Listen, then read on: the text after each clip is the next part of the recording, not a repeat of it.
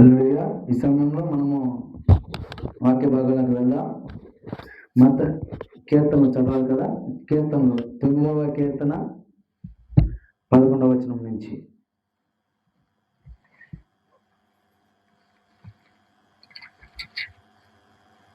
చదువు. సియోను నివాసి అయిన యెహోవాను కీర్తించుడి, ఆయన క్రియలను ప్రజలలో ప్రచారం చేయుడి. ఆయన రక్తపురాధమును గూర్చి విచారణ చేయనప్పుడు బాధపరచబడు వారిని జ్ఞాపకము చేసుకొనును, వారి మొరను ఆయన మరువడు. ప్రసిద్ధి చేయించు సియోను కుమార్తె గుమ్మములలో నీ రక్షణను బట్టి హర్షించున్నట్లు యెహోవా నన్ను కరుణించుము. మరణ ద్వారమును ప్రవేశించకుండా నన్ను ఉద్ధరించువాడా, నన్ను ద్వేషించువారు నాకు కలుగజేయి బాధను చూడుము.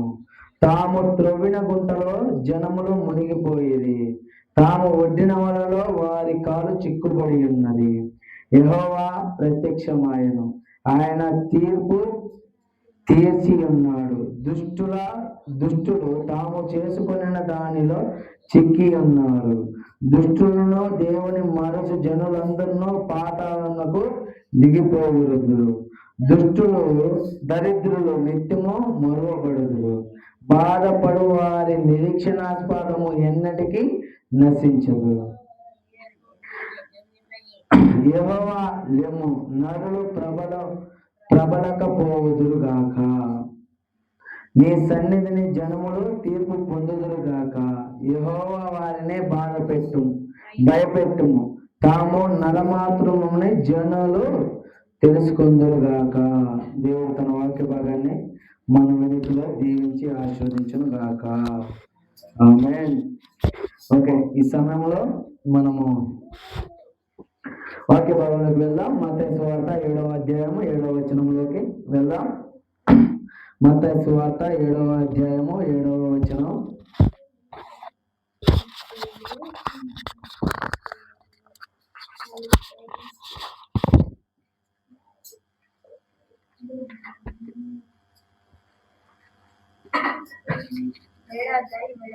ఏడవ వచనం. అడుగుడి మీకు ఇయ్యబడును, వెదకుడి మీకు దొరుకును, తట్టుడి మీకు తీయబడును. ఆమేన్. దేవుడు తన వాక్య భాగాన్ని దీవించి ఆశీర్వదించిన గాక. చిన్న ప్రార్థన. మహోన్నతుడ మహాగణుడు సర్వాధికారి నీకు స్తోత్రాలు ప్రభువా. రాజ్యం తండ్రి దేవ యేసయ్య, మీ వాక్యం ద్వారా మీరు మాట్లాడండి ప్రభువా, నేను కాదు మీరు మాట్లాడండి. మీరు సహాయం చేయమని నజరేయుడైన యేసుక్రీస్తు నామమున అడిగి వేడుకుంటున్నాం తండ్రి. ఆమేన్. ఇక్కడ మనం వాక్య భాగంలో చూసినట్లయితే దేవాది దేవుడు చెప్తున్నాడు, అడుగుడి మీకు ఇయ్యబడును. మనం ఏమడుగుతున్నాం? మనం ఏమడుగుతున్నాం అది మనం చాలా జాగ్రత్తగా గమనించాలి. మనం ఏమడుగుతున్నామో దాన్ని బట్టి దేవుడు మనకి ఇస్తాడు. మనం ఏమడుగుతున్నాం చెప్పండి. మీరేమడుగుతున్నారు? ఏం అడగాలి? ఎప్పుడైనా ఆలోచించారా? యోహాను సువార్త 15వ అధ్యాయం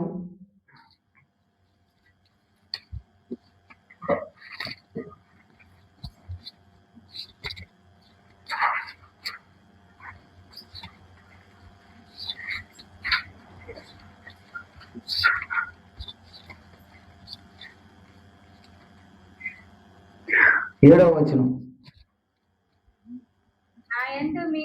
నా యందు మీరును మీ యందు నా మాటలను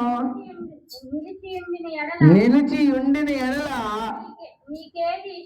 మీకేది ఇష్టమో అడుగుడి, అది మీకు అనుగ్రహింపబడును. అలానే 16:24 అమ్మ, 16:24.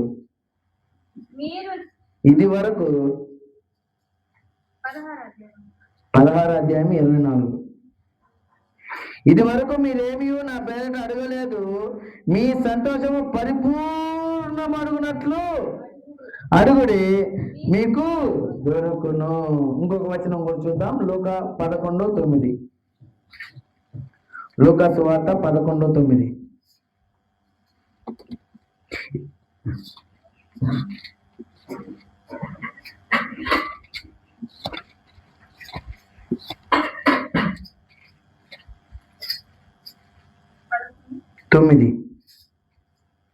అటువలే మీరును అడుగుడి, మీకు ఇయ్యబడును, వెదుకుడి, మీకు దొరుకును, తట్టుడి, మీకు తీయబడును. చూడండి ఇక్కడ, చూడండి ఆయన అడగమంటున్నాడు.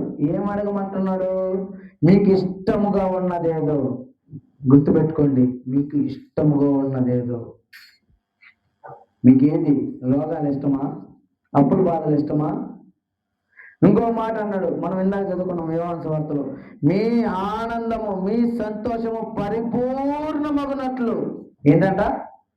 పరిపూర్ణమగునట్లు అడగాలంట. అడగడం తప్పు కాదు. బైబిల్ అన్నిటికీ అడగడం తప్పు అనదు. తెలుసా మీకు? అడగాలి. అడక్క మనం పొందుకోవట్లా. అడుగుతున్నావా? నీకేం కావాలని అడుగుతున్నావా? రక్షణ కావాలని అడుగుతున్నావా? అయ్యా ఇదిగో నేను చేసిన తప్పును క్షమించయ్యా అని అడుగుతున్నావా? అయ్యా ఇదిగో నా పిల్లల్ని మార్చయ్యా అని అడుగుతున్నావా? అసలు నువ్వేం అడుగుతున్నావు? ఒకసారి నిన్ను నువ్వు ప్రశ్నించుకో. అడుగుతున్నావా నీవు? యేసయ్య, నజరేయుడైన యేసుక్రీస్తు ప్రభువు వారు భూమి మీద ఉన్నప్పుడు తన జీవిత కాలంలో ఆయన చెప్పిన మాట ఏంటంటే, అడుగుడి, అడగండి. లోకంలో ఒక సామెత ఉంది, అడగండి అమ్మాయిని అన్నం పెడతాం. ప్రార్థన అంటే ఏమనుకుంటున్నారు మీరు? ప్రార్థన అంటే అడగడం. ప్రార్థన అంటేనే అడగడం. అయ్యా నెక్స్ట్ దాంట్లో ఇంకొక పదం చూడండి, అడుగుడి మీకు ఇయ్యబడును, వెతుకుడి మీకు దొరుకును, తట్టుడి మీకు తీయబడును. ఆమె చూడండి, మనం అడిగిన దాన్ని మనం వెతకాలి. వెతకడం అంటే ఏంటి? మనం ఇప్పుడు ఒక విషయం అడిగాం, అది ఆయన ఇస్తున్నాడా లేదా, వద్దన్నాడా, అవునన్నాడా, లేదు కొంచెం ఆగమన్నాడా. మనం అడిగిన వెంటనే దేవుడు జవాబిస్తాడు, ఆగయ్యా అని, లేదా వద్దయ్యా అని, లేదా కొన్ని రోజులు ఆగయ్యా అని, లేదా ఇచ్చేస్తానని. 3 విధాలుగా జవాబిస్తాడు. ఓకే, ఇది నీకు వచ్చేస్తుంది, రెండోది నీకు ఇది వద్దు, మూడోది కొంచెం ఆగని. మనం అడిగిన దాన్ని బట్టి జవాబు పొందుకోవాలి. అడిగిన వెంటనే మన దేవుడు మాట్లాడగలిగిన దేవుడు. మన దేవుడు జవాబిస్తాడు. జవాబు ఇచ్చిన తర్వాత దాన్ని వెతకాలి. నువ్వేం అడుగుతున్నావో దాన్ని వెతకాలి. సపోజ్ ఉదాహరణకి అప్పుల బాధల విషయం మనం ప్రార్థన చేసాం. అప్పుల పోవాలంటే గమ్మ కూర్చొని ప్రార్థన చేస్తే పోతాయా? కానీ ఏం చేయాలి? కష్టపడాలి, పని చేయాలి. వచ్చిన ధనాన్ని ప్రభువా ఇదిగో నువ్వు ఆశీర్వదించని చెప్పి అడగాలి. ఇల్లు కట్టాలన్నారు, ఇల్లు కట్టాలి. ప్రభువా ఎలా వెళ్ళాలి? అసలు మనం అడిగేది ఏమడుగుతామంటే ఫస్ట్ హై స్టేజ్ అడుగుతాం. ప్రభువా మాకు ఇల్లు కావాలయ్యా అంటే దేవుడు ఇల్లు పైనుంచి దమని పడేస్తాడనా? ఇల్లు కట్టాలి. దేవుడు పని గాడిలో దీపం పెట్టే పని కాదు దేవుడిది.